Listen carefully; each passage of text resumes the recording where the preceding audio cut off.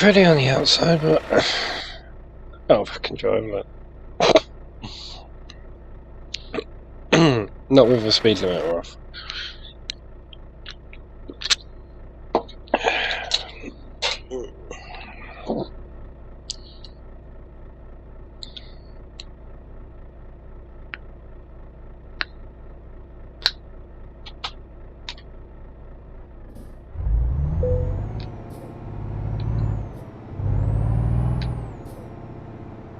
Anywho, but what's on there? What's on there?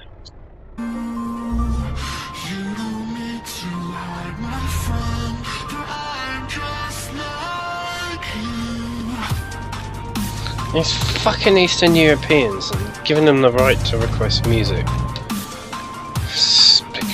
Stupid. After the success at Glen. Apologies, I thought I turned it off. I'll take it. I need to find my list. It's in my bag somewhere. No, you would be unprofessional. Oh, I don't mind. We insist. I've missed it anyway. Seems like someone really wants to get hold of you. If you'll, excuse me. Guy speaking. How did you get this number? Have you got a pen?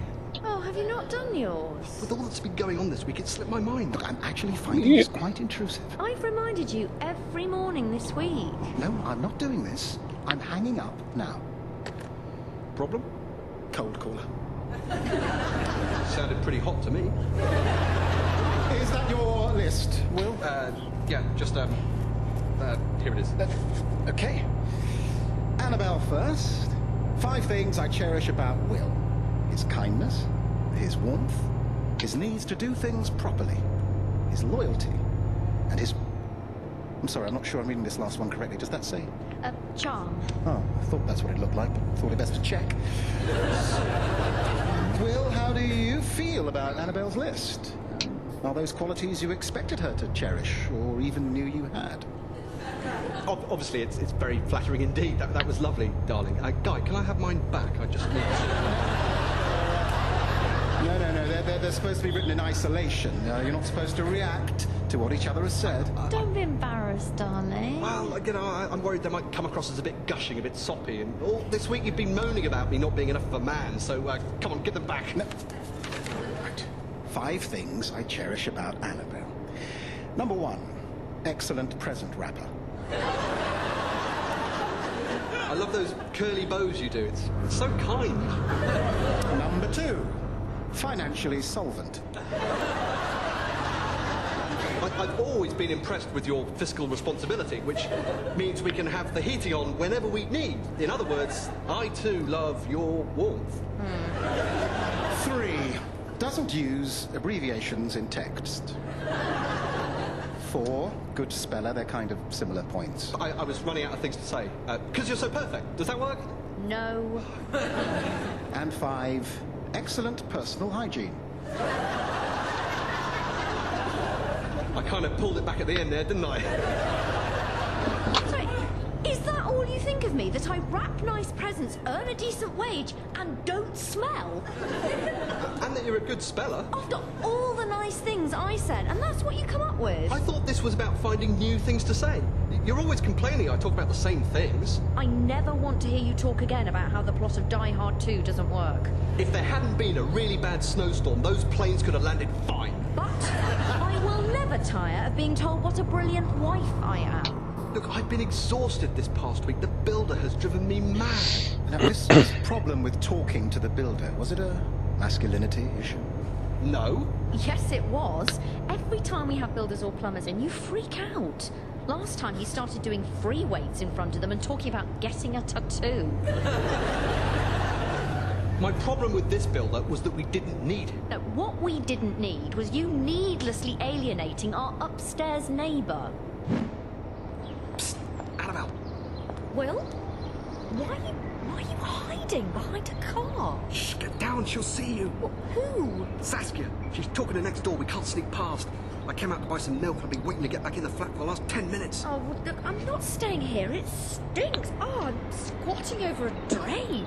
No, don't move. She'll try and guilt trip us into another stupid community scheme. Oh, come on. Her heart's in the right place. You weren't the one she press-ganged into going to a youth club to talk to a bunch of delinquents about creative writing. The only question they asked at the end was, does your mum cut your hair? Will, what are you doing down here? Oh, hi, Saskia. Just being neighbourly, checking the tyre pressure on the cars. Of course, the really neighbourly thing to do would be to explain to the owners the damage their cars do to the larger neighbourhood, the earth. Of course. Here, take a leaflet. I'm trying to drum up some volunteers to dredge the pond on the common. We're going to restore it to its natural state. We'll take a leaflet and see if we can make any of the times. No, let's not take a leaflet. For once, I'm going to be honest.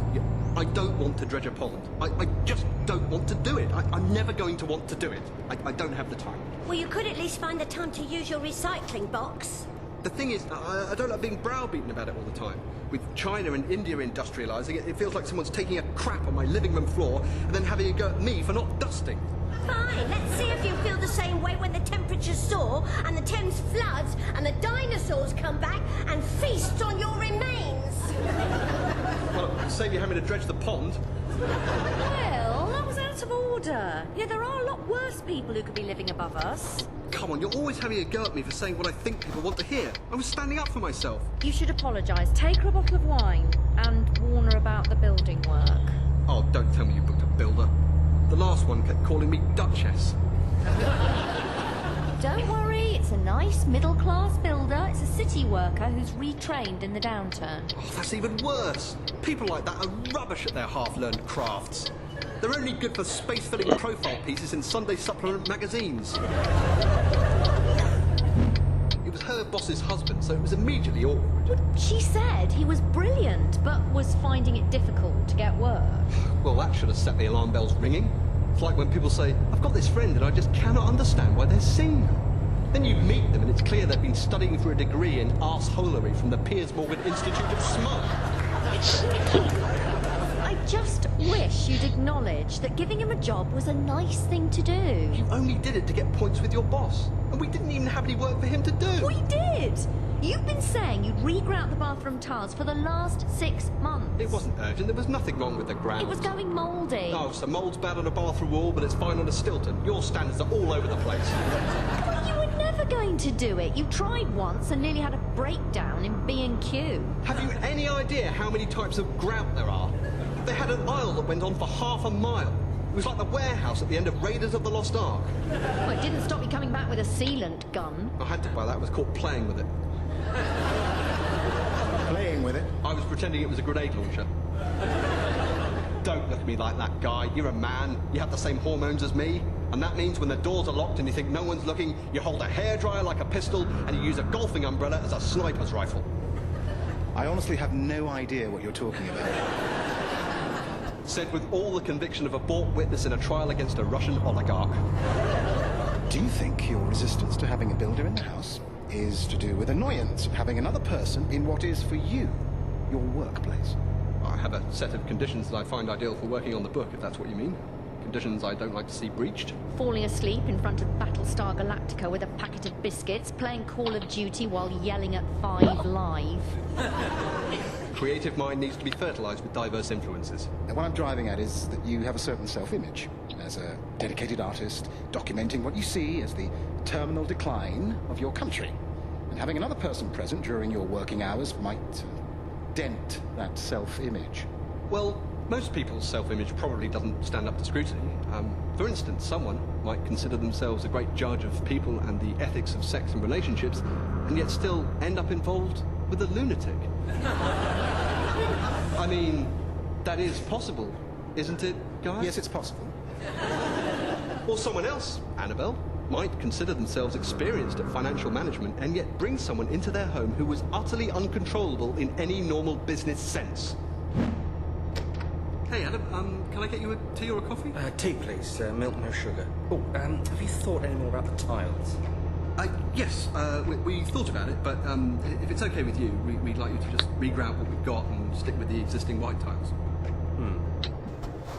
So you're sticking with what you want? Yes, if that's okay. What about... Pay the toll man! Tick, tick, tick. Sorry? So you see, rooms have personalities, they have moods. You have to listen to them, see what colours... Engaging racing lines. It's a bathroom. It aids in the removal of waste products. If it has a character, surely it's one of submission to our will. Exactly. You've bullied this room. You've neglected it. If you say so, but that's why we think regrousing it, we'll just give it a bit of a lift. Yeah, that's like giving copper coins to a beggar. They need more. I mean, these tiles, you really want to stick with them? Well, you know, white is bright, fresh, clean. Stark, dull, predictable. Did you even look at my other suggestions? The purple and the black? Yes. Yes, we did. And what was the problem? Well, it wasn't a problem, it was just... Well, you see, it is a problem if you hire me. Yeah, VTC panel, and then try and log emissions, and then goes, there's a problem! I'm a writer. I'm writing a novel. What's your book about? It's quite hard to sum up, really. It started off as a spy thriller, but it's mutated into this historical sci-fi epic with various ghosts of Great Britain coming back to life and restoring the country to former glory. Got a sequence where Nelson beats Simon Cowell to death with his telescope and... Sorry, you probably wanted more of a 10-word pitch. Yeah. How would you feel if someone said, it's not Nelson fighting Simon Cowell, it's Churchill shoving Michael Gove headfirst into a bucket of offal? Actually, that's quite good. I might use that. You and I are artists. We don't take orders. Yeah, but I'm also kind of your employer, though, aren't I? No. The bathroom is my employer. I came home to find our bathroom half covered in all these black and purple tiles that I'd explicitly said I didn't want. Yes, it can be difficult when you find yourself involved with someone who you may have misjudged. Sorry, that's my email going berserk. I'll shut it down. You were saying that you're involved with someone you misjudged? No. I was saying you were involved with someone you may have misjudged. Sorry, slip of the tongue. But the point is, every day you said you'd stand up to him, and each day I came back, something else was being done that we didn't want. I've been thinking more about the shower enclosure you want, and I think it would be really cool to have it in the middle of the room. The middle of the room? Yeah, more of a statement than just sticking it in the corner. Won't that mean that water will go all over the floor and the toilet and the walls? Wet room. Yeah, it'll be a very wet room. No. It's a style of bathroom, a wet room. The whole room is tiled and waterproofed. We can have jets of water coming out of the walls. Maybe make the decor like a rainforest. Well, purple and black's not very rainforest. Yeah, I can redo the tiles. It's no problem. Look, I mean, these are really great ideas, Adam, but they're going to take longer and cost more than a boring old shower with a curtain or a piece of glass that stops water going all over the place. Fine. I can do that. It's just, I stopped wearing a suit so I could, express myself and not have someone else tell me what to do. It's just, that's what gave me the breakdown. Breakdown? That's nothing really. You know, it's you have a bad day at work, you end up standing on the roof of your office screaming how much you hate your life. I was never going to jump. I just wanted to urinate on my boss's car. It was the fact that my aim was so bad that made me want to jump, but I didn't. Security shot me with a dart gun. I mean, maybe I should go through that type of experience again. It made me reevaluate my life, and change is good. But I don't think my wife would go through another change like that. I'll tell you what, you run with whatever ideas you've got. We had to keep him on because he's married to Annabelle's boss, and we couldn't contradict any of his suggestions in case it triggered another breakdown. We were saving their marriage at the expense of ours. The work was just dragging on and on, Expensive which not for only was it, costing us more than we budgeted for, we had nowhere to shower. I was going into work early to wash in the staff toilets and bribing the cleaners not to mention it. Guy. Oh, sorry, I was deep in thought there about the issues you've raised and how to deal with them. On a basic level, it's always stressful for couples living through building work. Routines are disrupted, there's noise, and there's dirt. Wow. Can't put a price on these pearls of wisdom, guy. Well, sometimes the simplest analysis is the best. If that was true, Nick Knowles would be presenting Newsnight. I suggested an easy solution to being disrupted by the building work. We could have moved into Graham's flat. That was never going to happen. I don't feel safe in Graham's flat. As a rule, I don't like being in the homes of men who own night vision goggles. Why does he have night vision goggles? It's not a thing. He likes to shoot rounds with his crossbow. Why are you friends with this man? I know you just want in the event of an apocalypse, Graham's the go-to guy.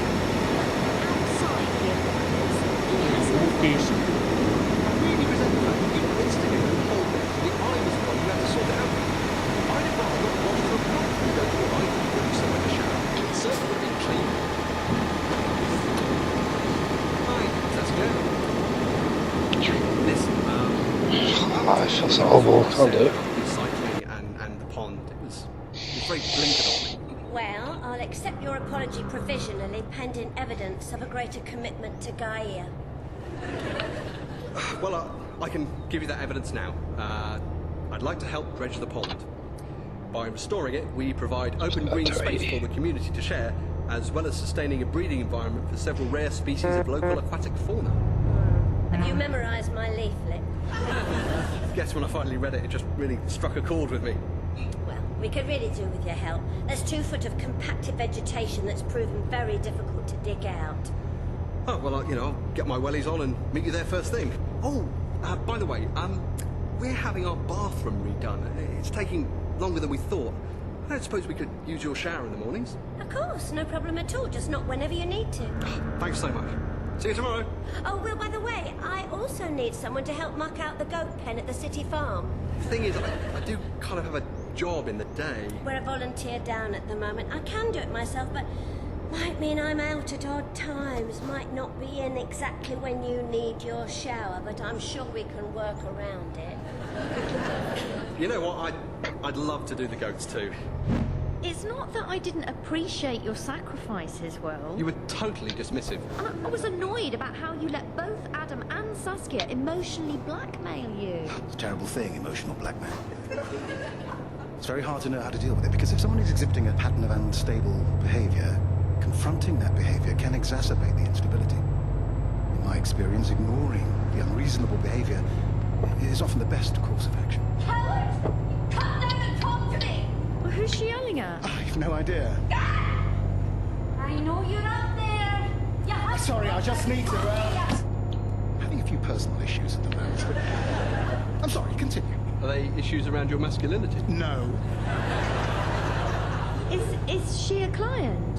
No, look, this isn't about me. We're talking about emotional blackmail. And Annabelle not appreciating how dirty I made myself so that she could wash. None of that would have been necessary if you'd have just stood up to Adam in the first place. Hi. Have you done it yet? What? You know what? Have you told him we don't want a mirrored ceiling and floor?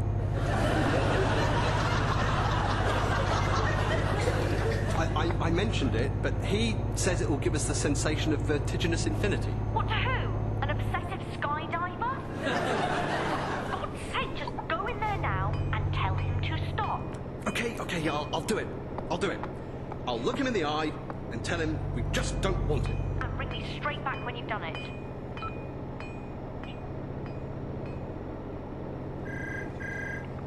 How did you take it? He's redoing the kitchen. What? I don't know what happened. I went in to tell him to just do the bathroom how he wanted, and he started talking about how once you've changed the decor in one room, you have to see it through across the whole property. We can't afford that. I think he said that if the bathroom was his employer, then the bathroom was itself an employee of the property. It made sense 15 seconds ago. But what happened to look him in the eye and tell him what's what? I looked him in the eye, and his eyes just told me to repeat what he said and nod. You do realise he's going to make us homeless? Well, you come and tell him what to do. I can't have a confrontation with him. His wife is my boss. I need you to play bad cop. I'm no kind of cop. At best, best. I would be hiding in the toilets when there's a riot on cop. Fine, so we're just going to let him redo our kitchen as well, are we? Well, if you don't want to upset your boss, I guess we have to.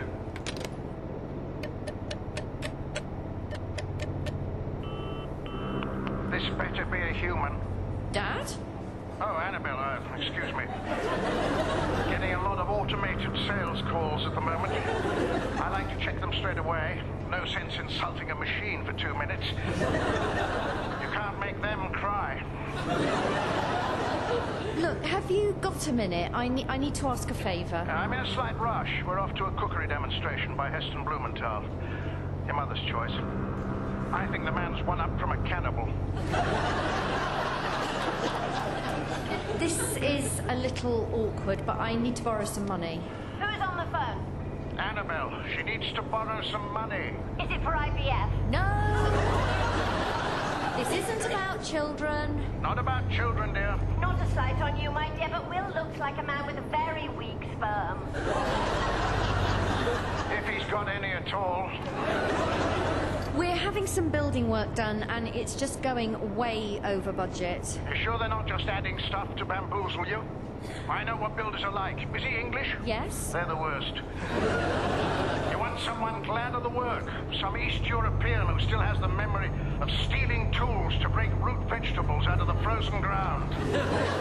We just need to borrow maybe £1,000 or two to tide us over. We'll pay you back. Well, I suppose we could dip into the divorce fund. Divorce fund? Oh my God, are you splitting up? What's going on? It's not for us, it's for you. That's charming. It's a statistical probability. Don't read too much into it. We started it before we'd even met Will. Although we did up the payments after that. She's a woman I met in the bar. I don't normally do that kind of thing. No, look, I thought it was just a one-time thing, but well, she seems to have read more into it than I expected. She talks about feeling a connection. I'm just not sensing. You seem to be carrying a lot of guilt about this guy, but to my mind, you haven't done anything untoward. Oh, thanks, Annabelle. I appreciate that. Sorry, are we counselling him now? I seem to be living in my own nightmare. You're actually sympathising with Guy? Yeah, because he's not done anything wrong. He had a one-night stand. So? It's madness to sleep with someone without some kind of basic background checks. Shows a complete lack of judgment. Like employing a builder without references to get in with your boss, then asking your parents for money to pay for the work. That was an impulsive request I retracted. I came to my senses once I realised where we'd be eating while he was doing up the kitchen. Thanks for this, Saskia. What's cooking? Smells of odours. Nettle stew. I try to eat only produce found within a 2-mile radius of my flat. Wow. You must eat a lot of crisp packets. This should only be for a few weeks. Not a problem. Oh, Will, with the success of the pond, we're moving on to the canal. We'll be sluicing out an algae infestation. For fun or food? Both. I was totally going to stand up to him the next morning. Oh, that was never going to happen. I was working up to it and you went behind my back. I needed a proper man to deal with it, so I got one. I just think it would be a really striking central feature of the kitchen. We don't really make pizzas, so I'm not sure we need a wood-burning pizza oven. On this plan you've shown me, there's no room for anything else. I mean, where does the sink go? Well, it's going to be a split-level kitchen. Has that ever been done before? Oh, if people were threatened by jazz. Great art should be a challenge. Adam, look, take a seat and put the hammer down. I'm just not sure that... Oh, hang on, let me get that. John, Is he in here? Listen up, bucko. You've bled my daughter dry long enough. John, I promise, one day the book will sell. Not you. I mean, yes, you too, but not right now. I'm talking to this man who wants to put a damn fridge in the shower and chairs on the sodding walls. Who are you? I'm a man who despises leather wall tiles, underfloor heating and doors made of mirrors, and I like my toilet flusher visible and obvious. Your sort would have us all standing in front of unflushed lavatories, waving our arms around like demented beekeepers. Get out!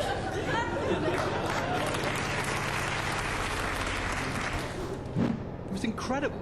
Adam just picked up his tools and left. Such authority. Did Annabelle's father say anything more to you? No, he just handed me the bill for the petrol it had cost him to drive up and sort out my mess. Then he offered me £10,000 to leave the country and never come back. Oh, I'm sure he was joking.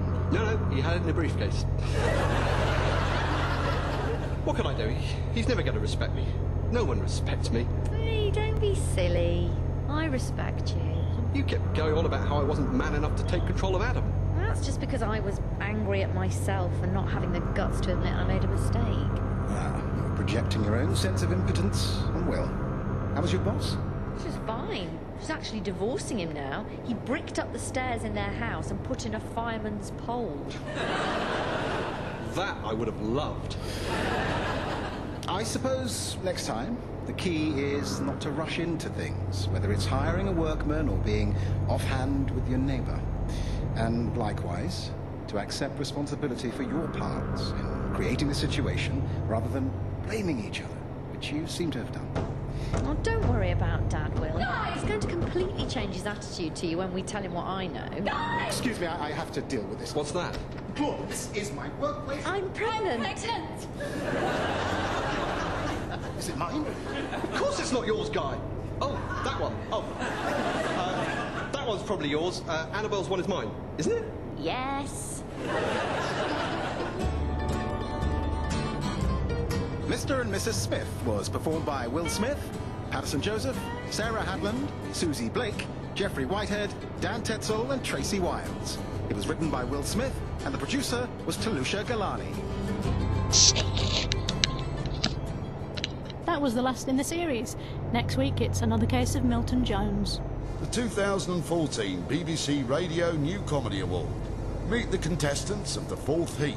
1, 2, 3, start the round of applause. Whoops and cheers for Joe Wells! My name is Joe Wells and I'm from Portsmouth. Not always a direct link between what goes on a country's flag and then what you have in that country, as I have found out on this disappointing trip to Wales. You know, when I was growing up, my dad would take me to see Mark Thomas regularly, and I just thought what he did was brilliant, and I wanted to do that. Start the round of applause. Whoops and cheers for Harriet Kemsley! Hello, my name is Harriet Kemsley. At the moment, I'm in Cardiff, but I live in London, but from Kent. I started to do stand-up on the advice of my parents, and they suggested it after watching Live at the Apollo, and I guess I just got to be really thankful that they weren't watching Bargain Hunt. If I wasn't doing stand-up full-time, well, I might not be doing it for long. We'll soon find out. You can start the round of applause after 3, 1, 2, 3, start the round of applause. Whoops and cheers for Daniel Aldridge! Hello, my name's Daniel Aldridge and I do stand-up and I'm based in London. I got on a lift the other day and a woman said, "What's your floor?" And I said, "I'm self-involved and I don't really listen to people." I did my first gig the week that the final went out last year, and I was listening to it and thinking how amazing it was. And I jokingly said to my housemate, "Oh, next year I'll go on that." And somehow, through probably a mistake in the BBC, I am now sat here. The next act is start the round of applause after 3, 1, 2, 3, start the round of applause. Whoops and cheers for Glenn Moore! So my name's Glenn Moore and I live in northwest London. Is it maybe I'm not very good with people? I've always been sort of quite shy with people. I've always been quite shy one-on-one. I think particularly around girls. I think years ago I would get so nervous around girls, but then like the moment I hit puberty, you know, I think that's eventually going to change. Some friends of mine were running a comedy night and the guy who was supposed to be hosting it had to drop out, and so I was drafted in at the last second. I'd never done any comedy on stage and I basically had to make it up as I went along, and it was hard and I must have been absolutely dreadful. I don't remember much from it. But all I remembered was it made me want to do it again. Start the round of applause after 3 for Ian Lane. 1, 2, 3, start the round of applause. Whoops and cheers for Ian Lane! My name's Ian Lane. Currently I'm standing in the middle of Cardiff, but when I'm not here, I live in London. You do get some recognition for your efforts in customer services, though. I once worked in a call centre that was situated directly opposite a university hall of residence. And one of the students actually put up a paper sign in their window which read, "Ha ha, you work in a call centre." So we just put up a sign in our window saying, "See you in 3 years." I remember I kind of wanted to start when I was 18. I didn't feel like I had enough life experience at the time. And then when I turned 25 and I lived in London, I still didn't have enough life experience, but I thought, I can't be bothered waiting.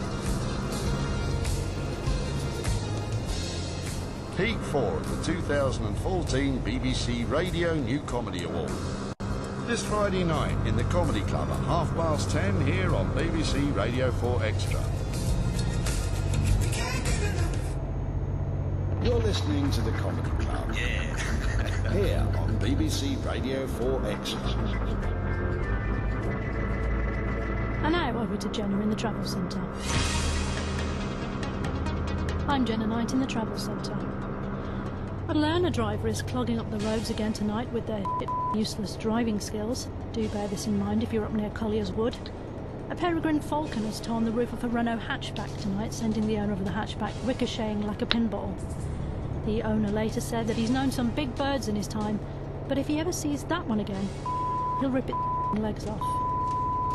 And a tour bus carrying Charles Aznavour fans has jackknifed, sending the Aznavour fans hurtling to Kingdom Come. The clean-up operation continues. Keeping moving, your next travel update is in half an hour. Thank you, Jenna. Now it's time for The Now Show.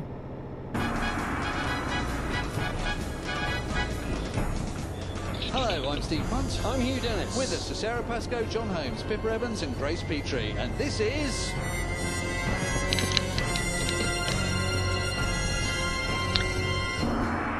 The Now Show!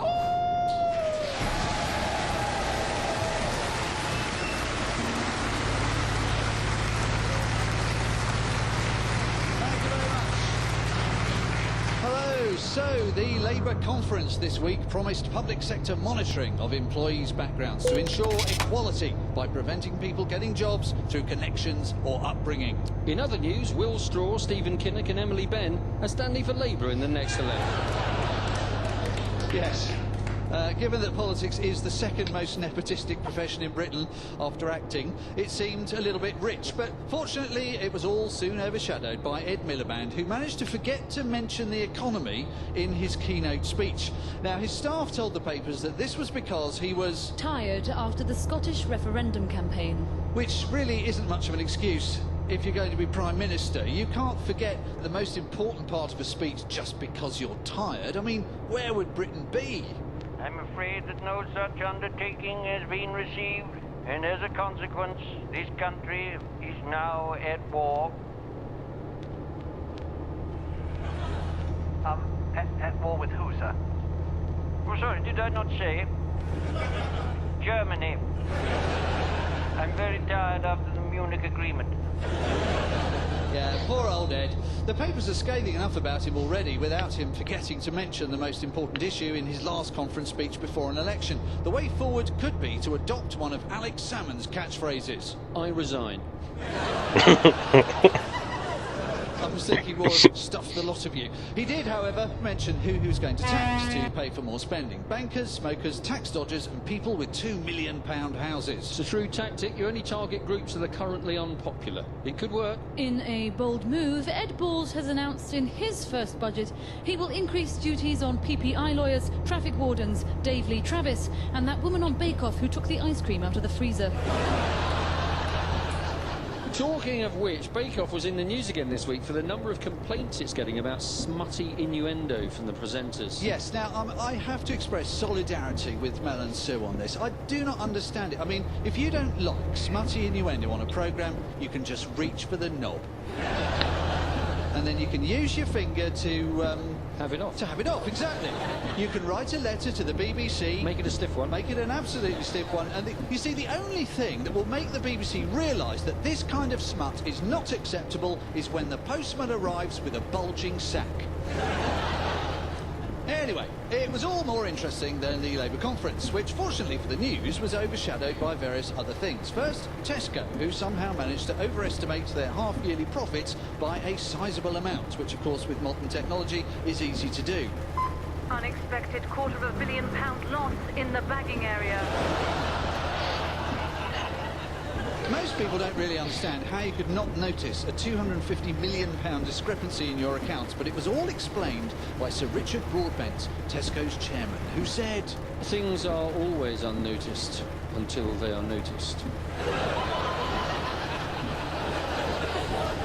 You know what? He's wasted as Tesco's chairman. He should be the Dalai Lama. I hope his Zen wisdom has filtered through to all his employees. Sorry, excuse me, your till is telling me there's an unexpected item in the bagging area? All items are unexpected until they're expected. Sorry, what are you talking about? If there's a spillage in aisle 3 and no one's there to mop it up, how do we know the spillage exists? So what happened? Well, like a sexual harassment trial on the USS Enterprise, someone may have been fiddling with data. or not. Or not. We don't know yet. And according to the Daily Mail, the same may be true of the crucial poll 2 weeks ago that gave the Yes campaign the lead in the Scottish referendum, which caused a panicky overreaction and a slump in the pound. Or as the Mail put it, Did road poll cost Britain £45 billion? Oh, the papers love rogue polls. Only a couple of years ago, they blamed a whole group of them for eating the Queen's swans. Anyway, the gist of the conspiracy theory is that the poll that caused havoc for Cameron and Miliband was commissioned by and featured in the Sunday Times, a paper owned by Rupert Murdoch, who hates Cameron and Miliband because of Leveson and very much likes selling papers. The implication being that the poll, carried out by YouGov, was more a case of, what result can I get? YouGov. And that the figures were somehow fixed, which they have completely denied. Whatever happened, the fact is that the YouGov poll prompted a panicky rash of promises to Scotland that have now left a huge constitutional car crash that no one has any idea how to solve. It all boils down to the West Lothian question, which in England is usually, where is West Lothian?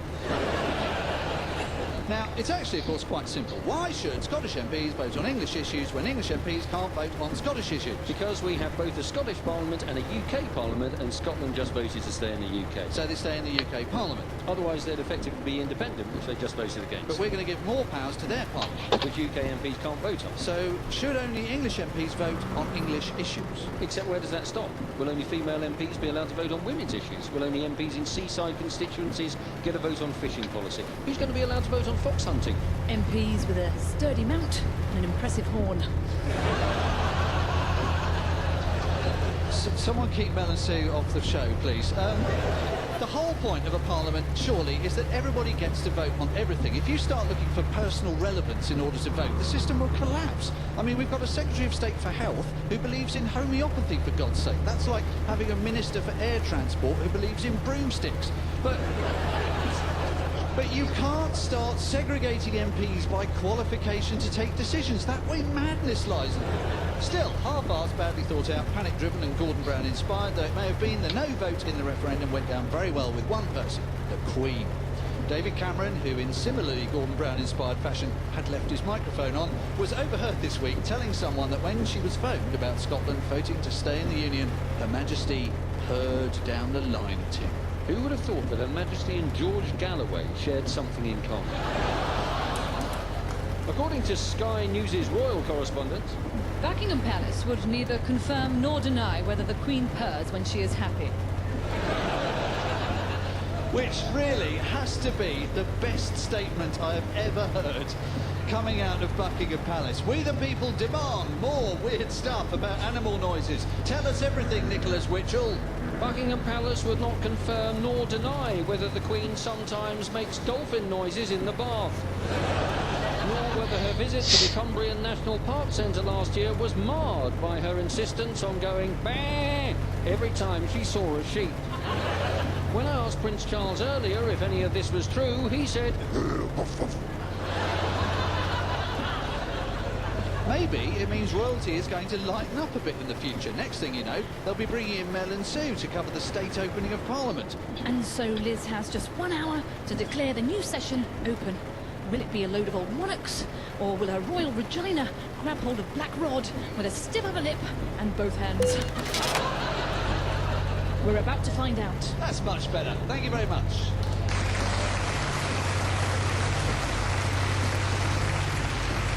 so it's small and it bends when you put it in your pocket. No, not the new iPhone. But this next man, would you please welcome John Hart?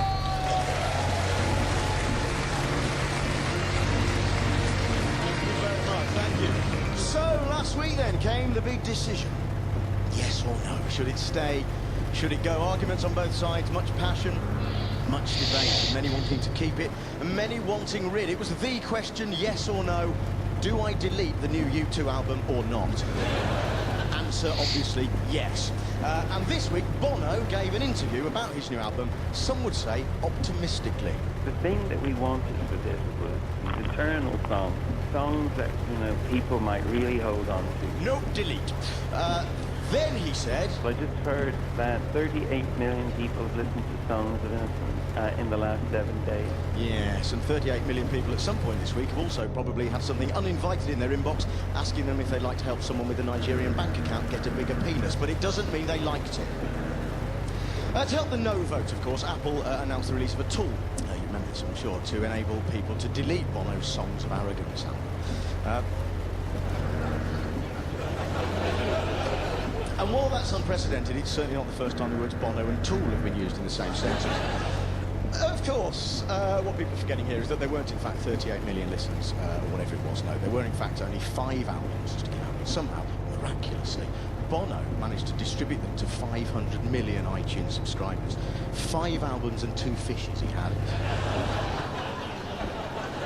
Anyway, look, it's been a good week for the Holier Than Thou all round, because just as Bono finished his interview pledging eternal life for all his songs, delete, up popped no one's favourite self-proclaimed saviour of the Bible lands of the Middle East, Tony Blair, taking the opportunity to celebrate his recent GQ Philanthropist of the Year award by giving an interview calling for more violence. Look, you know, where these militants are concerned, we cannot rule out the possibility of the sending in of ground troops. Ground troops, more ground troops. He's obsessed with ground troops, Tony Blair. What did he do in Afghanistan? Ground troops, of course. Then in Kosovo, ground troops. Iraq, ground troops. Sierra Leone, oh, ground troops. It's pretty much his answer to everything. So much so, I'm now wondering if it wasn't his go-to for everything back in the day.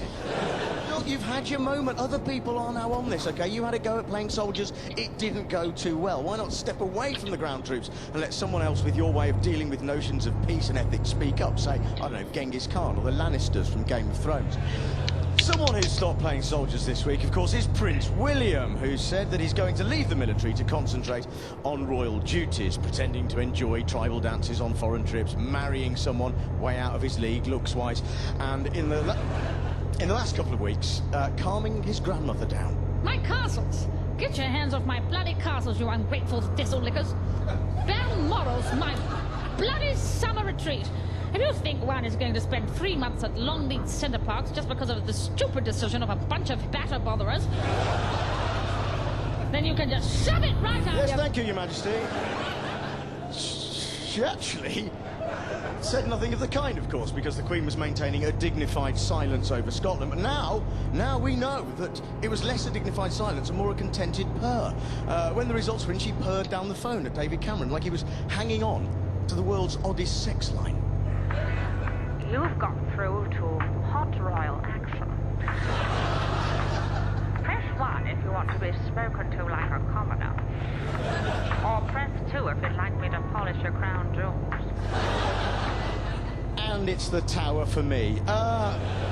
Anyway, I've digressed. Where was I? Oh, yes, Bono. What a git. Thank you very much. Thank you.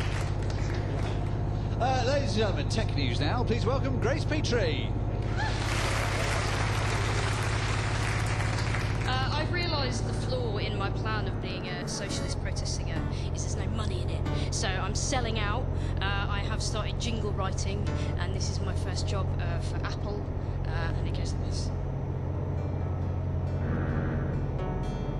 Is that the latest phone? What do you mean it's 2 years old? That's more than I could stand.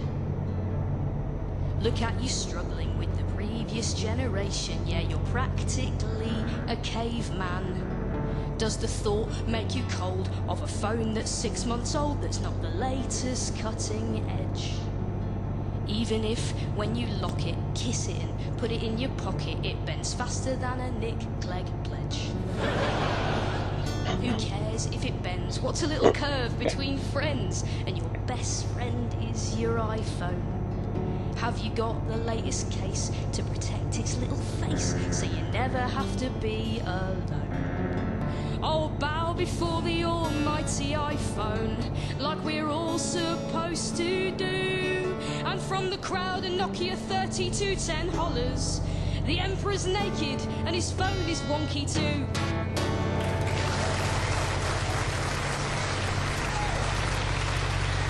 Now, there was a time when the arrival of autumn was all about conkers, harvest festival and leaves changing colour, but no one's interested in those things anymore because there are plenty more modern indicators of the changing season that we now prefer. Yes, where once we noticed the first swallows flying south, we now notice the first mince pies appearing in the supermarket. For the true sound of autumn is the sound of the British moaning about everything. People walk round Tesco's going, Excuse me, why on earth are you selling mince pies in September? Yeah, sorry about that, madam. We overestimated the need for mince pies by about 2.5 months. Before you know it, we'll be moaning about how Halloween is too American and how twee the John Lewis advert is this year, and the papers will be claiming that Tom Cruise and Dame Kirita Kanewa are set to appear in I'm a Celebrity, and then it turns out to be Keith Harris and someone off Hollyoaks. One reason why we need these new signs of autumn is that the weather doesn't really play along anymore. September so far has been the driest since records began and weirdly warm, following an above-averagely hot summer and an above-averagely wet winter. This has led to what the papers are inevitably calling the invasion of the giant spiders. Which obviously it isn't. It's the invasion of the above-averagely sized spiders by British standards. The average Australian spider is looking at our spiders going, pathetic, we've got ants bigger than them. Now, the ones that people are worried about, apparently, are called false widows, not to be confused with the fraudulent life insurance company of the same name. Apparently the reason there are so many spiders around at the moment is that this is the time of year when the males come inside looking for females to mate with. So if you really want to keep spiders out of your house, what you really need to do is invent a dating website for spiders. Right, let's see who we've got today. Female spider, eyes multiple, hair all over. I like long vertical walks, spinning webs, catching flies, dissolving their insides and drinking them like soup. She sounds all right. Next. Female spider, eyes 8, legs 7, owing to an incident with a chaffinch. Likes catching wasps. Wasps, eh? Sounds a bit feisty. Next. Female spider, legs shaved, hair, sea legs. Looking for sugar daddy long legs. Autumn, of course, is also the time when we tidy the garden and get it ready for winter, which is presumably why it was this week that Devon pensioner Patricia Hewitson called her local radio phone-in to see if they could help identify a strange-looking plant that had seeded itself between her petunias. It turned out to be a 5-foot cannabis plant, which the panel successfully managed to identify from little clues. Well, it was my grandson who first noticed it. He took some cuttings for all his friends, but I didn't like it, so I dug it out and put it on a bonfire. Anyway, when I woke up 2 days later, I was in a wheelbarrow with my husband and I had eaten an entire crop of tomatoes. I had a feeling all my gnomes were laughing at me. No, I bloody wasn't! My question is, can I use it as fertilizer for the roses? Because the man next door said it was like really good shit. We should make clear that the lady in question was in fact very sensible and the above phone call was entirely invented for humorous effect. The rest of the show is all true. So, what with the warm weather and the spiders and the hemp and homespun, perhaps it was not surprising that a big climate change conference has been going on this week to try and again convince us that we may only have 30 years before warming becomes irreversible. Prince Charles sent a message expressing his alarm at this. This is truly catastrophic. If the effects kick in 3 decades' time, it may ruin my coronation. Now, to avoid a 2-degree rise in temperature, we can apparently only burn 3,200 billion tonnes of carbon, and we've already used 2/3 of that. The conference discussed 3 options. 1. Reduce our usage. 2. Maintain current rate and risk exceeding 2 degrees. Or, and this is the most likely option for governments to take, 3. Phone up and see if we can move to a different tariff. And Australia aren't going to do even that. But it was taken seriously. Obama, Cameron and even the Vice President of China turned up, as did Leonardo DiCaprio, who spoke out boldly on a contentious issue. But it's okay, he's male, so nobody threatened to publish any naked pictures. Thank you very much. Rarely there speaks the voice for a whole generation, but this is one such occasion. Please welcome Sarah Pascoe.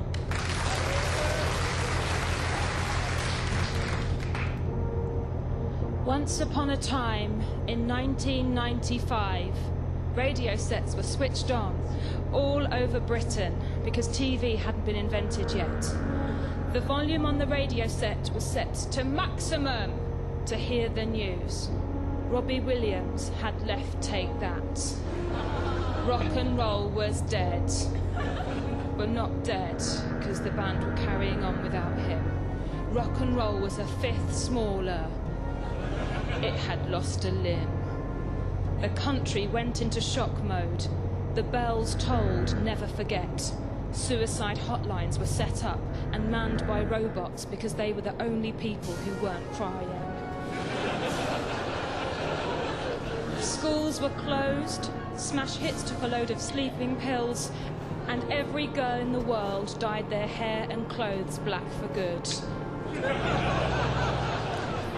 The lesser-limbed Take That limped on for another few months, then in February 1996 fell over on the floor and refused to get up.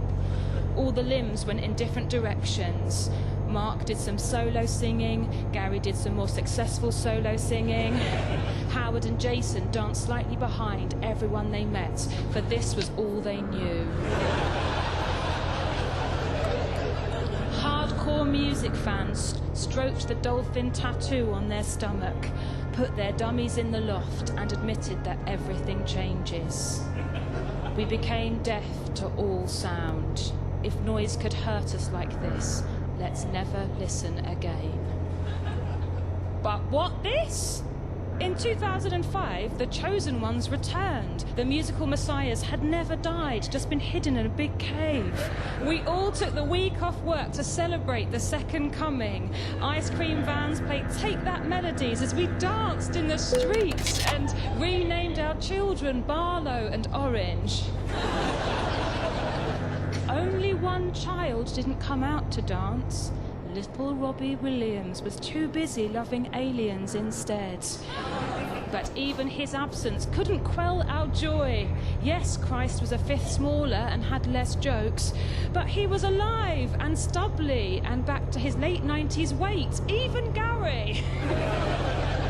And then 2010 struck us in the ears. Newsflash, shouted the televisions that had now been invented. Robbie Williams is to rejoin Take That. Our collective euphoria acted as a barrier between us and the financial crisis. As long as we had catchy songs and lyrics that didn't make sense, who needed money? Oh, Gary, Mark and Howard apparently, as they all tried to avoid paying tax. And how come Jason wasn't involved in the tax avoidance, we wonder now? Was it because he has morals as well as great abs? Or was it because they were never even paying him? We're at concert, Jason, here's your hug. Thanks guys, here's some more dance moves. We can only surmise that this is the reason that Jason announced this week that he was leaving the band, probably to get a job with a proper company like Amazon or Starbucks or Vodafone or Philip Green. And so once again, the people are stopping the clocks and fetching the dog a juicy bone. History repeats itself with a less popular actor, and we mourn once again. Suicide hotlines open, children keeping a close eye on their 30-something mother.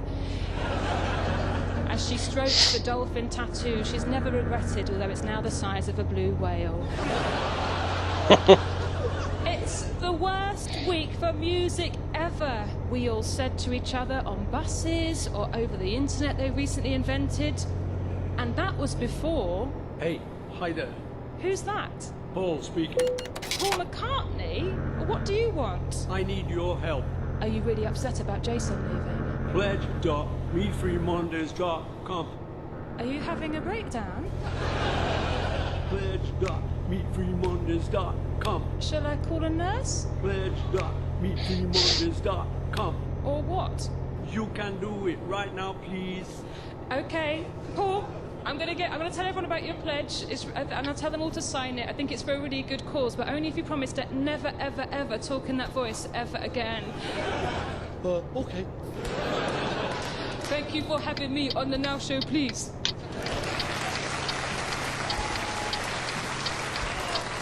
Talking of outrage, please welcome Pippa Evans. Hi guys. Hilary Mantel discovered this week it isn't necessarily wise to let everyone know all your fantasies. Something I can certainly sympathise with. Sometimes in my dreams I'm a movie star, walking down a carpet of red. And sometimes I dream that I'm Mother Teresa, saving the world with a tea towel on my head. And sometimes I am punching all the idiots on the commuter train on my way into town. But unlike Hilary Mantel, I never write it down. Sometimes I dream I am winning the gold for Olympic Team GB.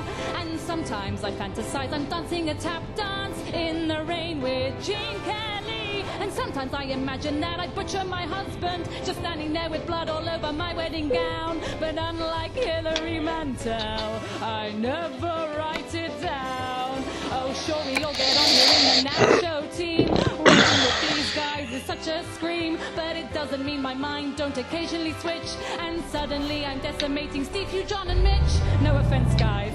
No, take it. Sometimes I dream that I'm sharpening knives just sitting on my own.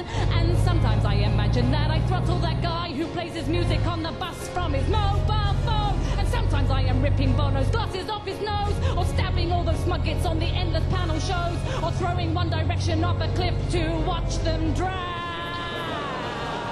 But unlike Hilary Mantel, not like Hilary Mantel, yeah, unlike Hilary Mantel, I think it up but never write it down.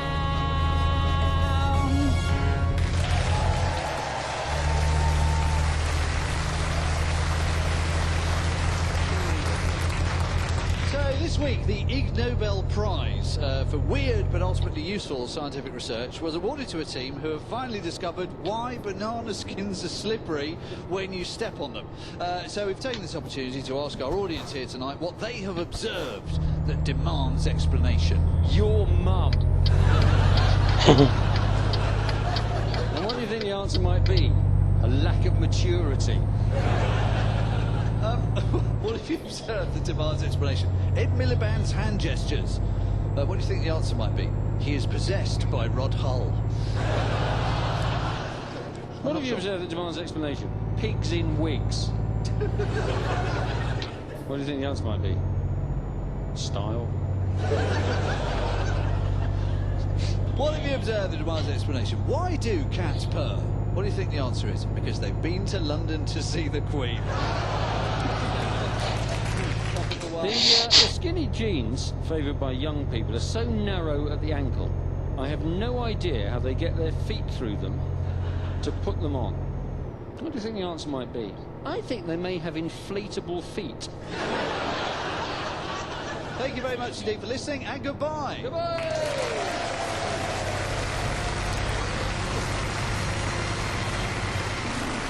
You've been listening to The Now Show, starring Steve Bunt and Hugh Dennis, with Sarah Pascoe, John Holmes, Pippa Evans and Grace Petrie. It was written by the cast with additional material from Sarah Morgan, Nadia Camille, Liam Byrne and Gabby Hutchinson-Crouch. It was devised with Bill Dare and the producer was Alexander Sped.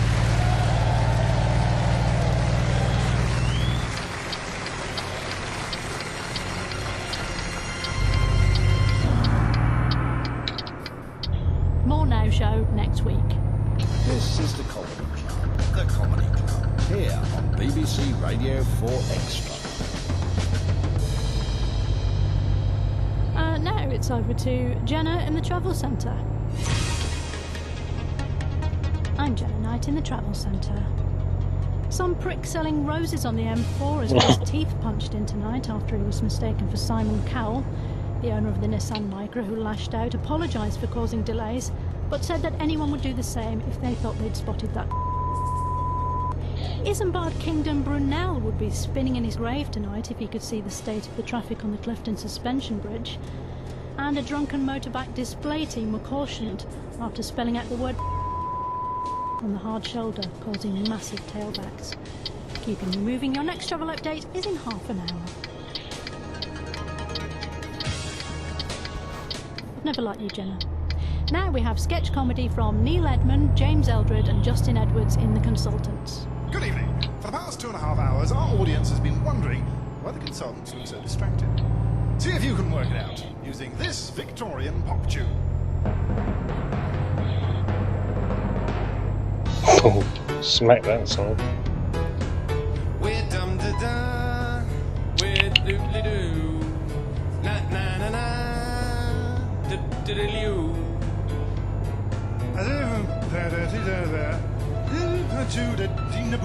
Fun as though diddy things.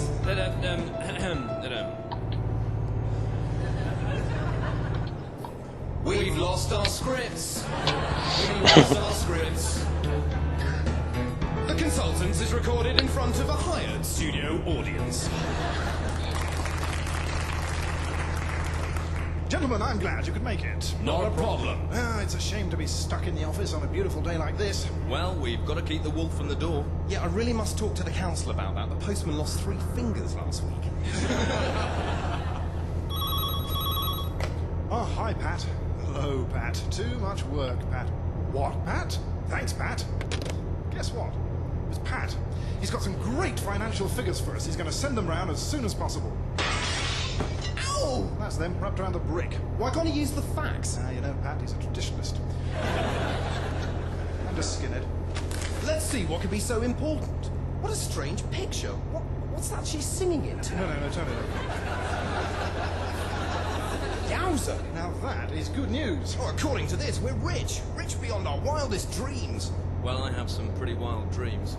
I once dreamt that me and Tom Hanks were using Martin Amis as a sledge. Well, you know, even that could come true with this kind of money. Crikey! Amis charges top dollar for that. What made us so rich? It's a combination of things. It says here, our chocolate factory has made a mint, our chimney sales have gone through the roof, and our mathematical Hoover has made a tidy sum. And look here! The keys, the gravy, and the organ. We finally managed to sell them, lock, stock, and barrel. We're millionaires! Let's all take early retirement. Fantastic! What will you do now you're a man of leisure, Chesney? Well, I can spend a lot more time with my family. You know, my oldest boy must be 8 years old now. Or even 35. It's been too long. I can do all those little jobs around the house I've been meaning to do for ages. I can't remember the last time I washed my bed sheets. It's been like sleeping in stinking metal. What about you, Teddy? Well, I don't know. I've always fancied going to prison. Well, now you can. I'll cancel the milk.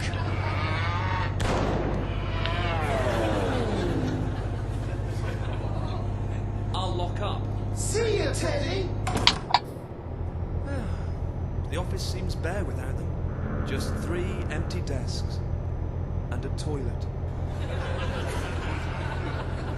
Gosh, it'll seem strange not coming into work here every day. We've had some great times. Like the time we went to a harp recital in a cave.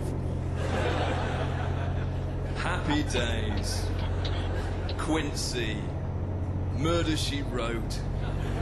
I can watch all the daytime telly I like now. Goodbye, office. I don't suppose I'll ever see Chesney and Willis again. Oh, hello, Chesney and Willis. Hello, Teddy. Gents, we've got serious amounts of work to do. But I thought we'd retired. Well, I went down the casino and blew my wad on the craps table. And I'm skinned too. You know the plastic dog in reception that collects money for charity? I put £1 million through the slot in its head. Couldn't resist. Had such a cheeky face. Do you know what? I didn't really fancy giving up work anyway. It's my life. We just have got lazy. Let's get back to work. Yeah! Mind you, it's gone 4. We can pick up early. Yeah, let's sneak out. We can catch up on work tomorrow. No, I'm throwing a sickie tomorrow. That's my boys. Working 9 to 5. Steve Davis, 4. The clack of the balls there. As Henry takes his seat. Steve Davis bouncing off the cushions, the referee asking him to stop as he's damaging the sofa. Davis asking the referee for a rest. No time for that. Davis now asking the referee to get the spider for him as he's a little scared, I think. Yes, the referee passing it to an usher to be flushed down the toilet. Henry getting just the slightest kiss there. The referee asking Mrs. Henry to leave the playing area. Oh, and Davis pockets the black. Their referee has asked him to give it back as it will be needed again. Henry now checking the referee to see if he has a touching ball. Judging by the tear in the referee's eye, that would seem to be the case. And there we must leave them. Not much snooker going to happen tonight.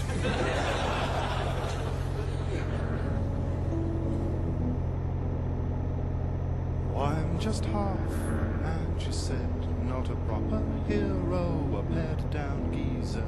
I put up shelves and I change the fuses, but I keep puff pastry in the freezer. Half Charles Bronson and half Charles Hawtrey, a he-man wearing sensible shoes. Nerves of steel and knob of butter, I care for the finer things, a man for all seasonings, more daring don't than daring do. Well, so what if I'm a demi-hunk, if I'm a papier macho man? Half Ronnie Gray, half Ronnie Colbert, I'm good at making jam. Half Russell Crowe, half Russell Harty, I mow the lawn and I do Pilates. Before you turn your back on me, maybe you should look in the mirror and see that you're not quite the lady you think you might be. You're just half a woman with your trouser suit and motorbike. An English rose with 1,000 thorns. You're not as ladylike as you might think. More Sterling Moss than Kate Moss. You're a Botticelli with a bottle of best. You wear high heels but you wear a string vest. You drink a docker into staggering stupor, swear the hind legs off a legion of troopers. If I'm just half a man and you're just half a woman too, I'll do the washing, you do the welding, Parma-Vats and Vindaloo. You're muscle and brawn, I'm yogurt and corn, but we've both got a roll. If you do the simple fractions, a half and a half will make, with some give and take, an almost perfect whole. Let's stay together.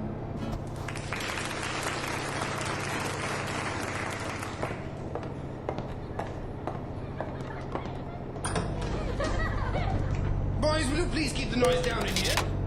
It's well past your bedtime, and yet you continue to cavort around this dormitory like a bunch of teddy boys. Well, I won't stand for it, do you hear me? It may interest you to know that the evening of Canasta I've been planning with Mr. Hargreaves and the new French assistant, Monsieur Vavasseur, for well over a week has been completely ruined. Mr. Hargreaves is left with a fearsome headache caused directly by your perpetual ragging, and I fear Monsieur Vavasseur may soon go the same way. You must appreciate, when I have time to myself, I don't simply mark books and beat boys up. No! Strange as it may seem, I do have free time in which I like to relax. Yes, I do. Pendlebury Sims and Tenderly Guff, you playing with horse chestnuts while I'm speaking? Well, stop it immediately! I am sick to death of marching into dormitories to find schoolboys dipping their conkers in vinegar. I expect Monsieur Le Vavasseur well where I've got to. If I have to return to this dormitory again, I will bring with me Clytemnestra, Cain, and Sophocles the slipper. Have I made myself clear? Good. Good night, boys.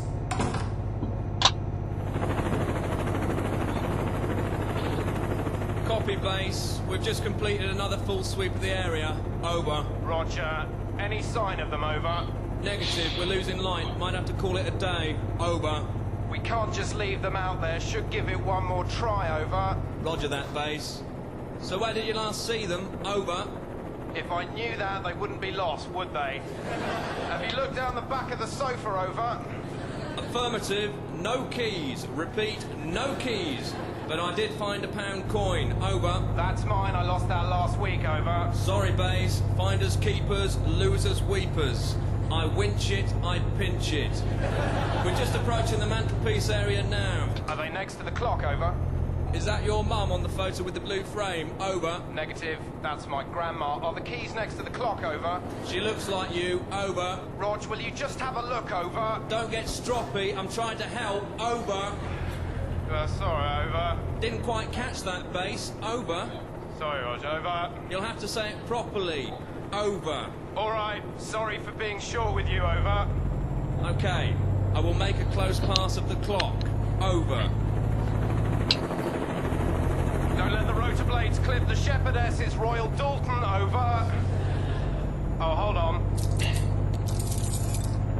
They're in my pocket all the time, over.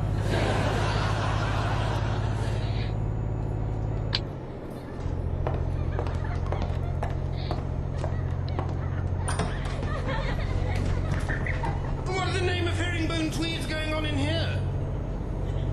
About half an hour ago. Left this dormitory expressly forbidding you to talk, and yet, once again, my game of canasta has been left dangling.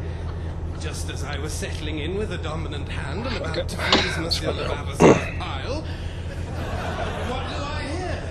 But giggling, scampering, and chattering and flapping in the dormitories as if mice with bells on, are having some sort of bell fight. If I discover that you boys have been playing Greek hopscotch and split the mink, I shall discipline each and every one of you. You, boys, must learn the shame of collective responsibility, and so I will punish the entire dormitory, like Moses. From now on, until the end of Barrymore term, your recreation periods are to be suspended. Instead, you'll sit in silence in the Mullins room learning hard verbs in German. Well, that shut you up, wasn't it? Yes, I know it's your mother's funeral next Tuesday, Shankly Bennett, but you should have thought about that before you went slipping and sliding around the dormitory boards like a drunken otter in clogs. Because you've disrupted my leisure time, so shall I disrupt yours. When I have time to myself, I don't simply mark up books and beat boys off. Monsieur Levaver, sir, and I were thinking we might finally relax whilst you puffins behave yourselves. But oh no, you've spoiled it. Spoiled it. Going now. And if I have to come back into this dormitory again, I shall come back with 3 canes. One for each hand, and by thunder I'll beat your faces off. Good night, boys.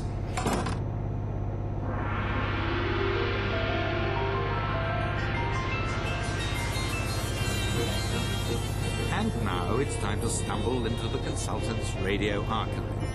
This week, an episode from their award-breaking science fiction series, The Adventure Bakers. It's just another busy day in the bakery for Tom and Chuffs. Or is it? That's 2 brown loaves and 4 delicious buns. There we go. See you tomorrow. Phew, I've never known such a lunchtime rush, Tom. We're out of buns. Oh, no.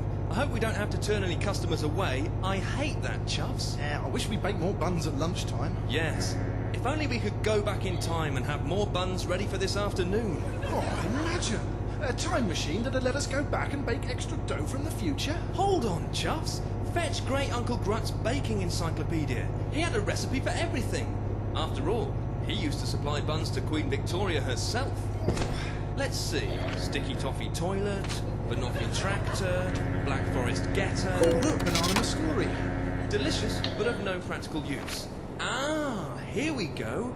Time Machine Strudel. A firm all-fruit time machine with apples, sultanas, cinnamon and nutmeg. Perfect. Right, I'll preheat the oven.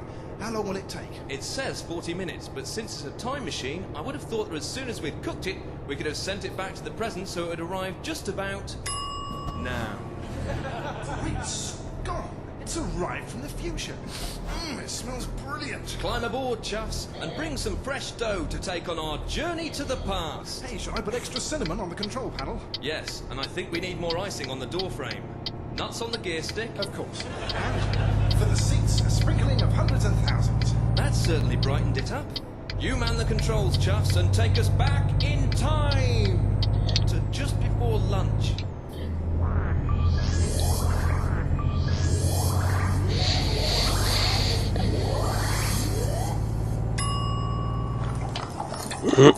Oh, it's a slight problem. I think a clove got stuck in one of the vents. We've gone off course. Yes, according to the clock au chocolat, we're in our bakery, but have gone back 100 years to 1868. Look, my legs are covered in sticky batter. Honk honk, now then, gentlemen, what's to do, eh? Good grief, it's Great Uncle Grutz. Hellmany Bellmany, my unborn futuristic nephew. Can we bake these buns in your oven? We need to take them back to the future and sell them all for a modest profit. Yes, by Coco. They shall be ready in 15 minutes.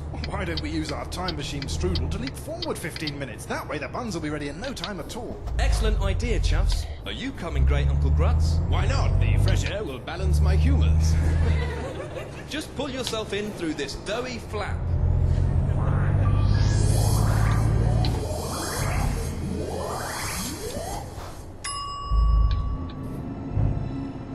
Oh, hello.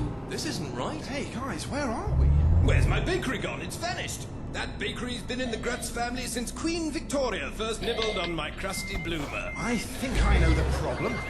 There was a stray raisin on the control panel. I thought it was a decimal point, so instead of going 15 minutes into the future, we've gone 15 centuries. Everything has changed so much. All except Archie Strutz and his swinging nuts. Good evening. I'm Archie Strutz, and here are my swinging nuts. Tolerable. This evening we're going to be singing for... I didn't even crash. Lady. Much. When did that happen? Well, I was lonely in the future, so I built a robot lady, made her